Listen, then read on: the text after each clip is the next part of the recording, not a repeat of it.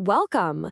Today we're diving into one of the biggest questions out there in theology, but we're going to frame it a little differently, not as some dry debate, but as a really high-stakes competition.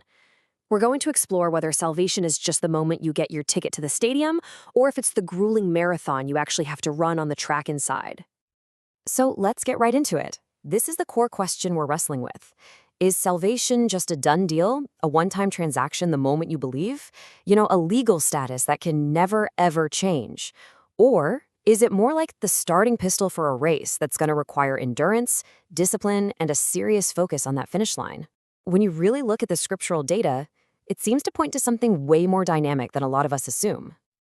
To help us make sense of all this data, we're going to lean on a really powerful biblical metaphor, a race. Now, this isn't just some convenient analogy I'm pulling out of thin air. It's a framework the Apostle Paul himself used all the time to describe the Christian life. And thinking of it as a race really helps clarify the different stages and what's required for the journey. All right, so this framework breaks down two kind of big theological terms into simple parts of a race. On the left, you've got justification. That's the starting line. Think of it as a one-time event, in the past tense, where a runner is legally declared righteous and, qualified to even compete. And this is a huge but. That's not the end. On the right, you have sanctification. That's the race itself. It's the lifelong process of actually becoming holy in your day-to-day life, of being saved from the power of sin. See the difference? One gets you in the race, the other is how you run it. And of course, every race has its mechanics, right? The law, or God's commands, they aren't what gets you in the race, but they do define the lanes. The boundaries you have to stay within if you don't want to get disqualified. The Spirit, well, that's your fuel. That's the internal power you desperately need to keep going. And the hurdles? Oh yeah, there are hurdles. Those are the trials and obstacles that are basically designed to test your endurance and prove that you're really committed. So let's move on to our first case study and see how this whole framework holds up in the real world. We can actually test it against this massive historical event, Israel's journey out of Egypt. And this isn't just some old story. Scripture presents it as a key example for all believers to learn from. And what do you know, the Exodus maps perfectly to our framework. The Passover, where they were saved by the blood of the Lamb, that was their justification, their starting line. The 40 years in the wilderness, that was the race itself, a really tough period of sanctification that was meant to test what was truly in their hearts. And the finish line, or what we could call glorification, was finally entering the promised land. Okay, so how did these runners do? The results we see in Scripture are, well, they're just staggering. Of the entire adult generation that crossed that starting line at the Red Sea, almost all of them were disqualified before they ever reached the Promised Land. Only two, Joshua and Caleb, actually made it across the finish line. This just forces you to ask a really critical question. If just getting your ticket to the stadium guarantees a win, what on earth happened here? What's really fascinating is that the Bible gives a direct, crystal-clear reason for this massive failure. It wasn't because their initial salvation was faulty or anything like that. Nope. It was because of their own stubborn unbelief during the race. They crossed the starting line, but they flat out refused to run by the rules.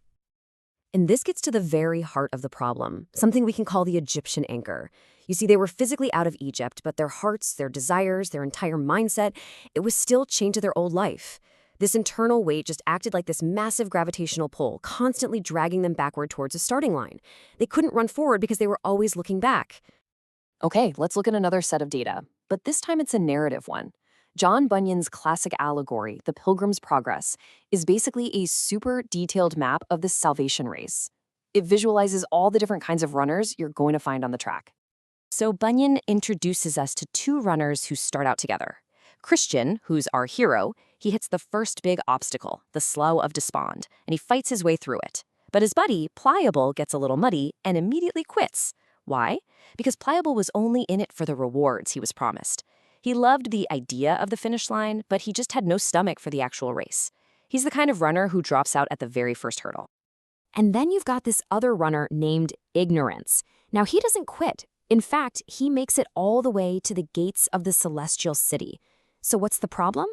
He never started the right way. Instead of going through the official starting gate, he just took a shortcut over the wall.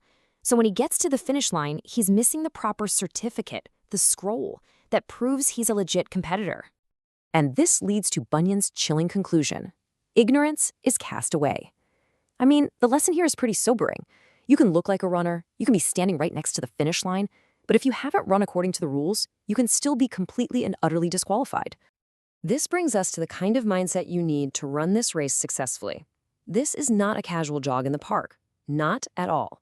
The scriptures call for a very specific, intense focus, and it's summed up in a really famous, and let's be honest, often misunderstood phrase. Work out your own salvation with fear and trembling. Now, this verse isn't telling you to earn your salvation. That's not it at all. When you look at the original language, it reveals something that fits perfectly with our race metaphor. The Greek verb used here, katergazomai, it doesn't mean to earn. It means to bring something to completion or to finish a task that's already been started. In other words, you've already been placed on the track. Now, you have the responsibility to run the race all the way to its conclusion. And that fear and trembling, it isn't about being terrified. It's the sober, focused mindset of an elite athlete who knows the stakes are incredibly high and that a single misstep could lead to failure.